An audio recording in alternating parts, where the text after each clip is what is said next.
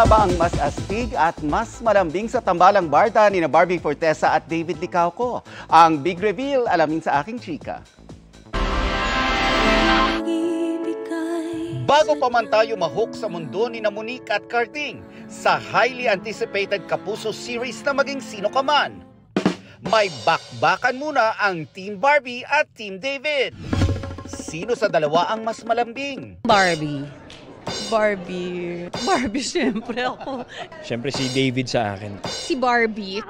At sino naman kaya ang pinakaastig? Team David.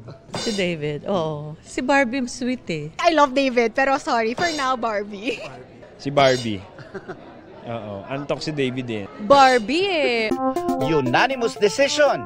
Sa paastigan, the score is 3-2 in favor of Barbie. Totoo ba? Grabe. I think kulang lang ng PR to si David. Ako kasi lahat yung ni-chika ko eh.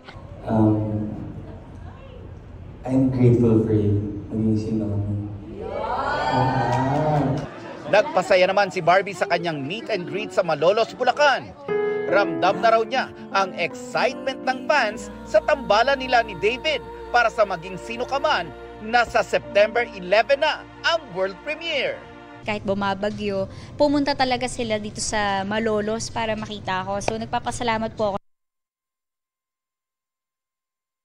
Mga kapuso, maging updated sa showbiz happenings anumang oras. Mag-subscribe sa GMA Integrated News sa YouTube.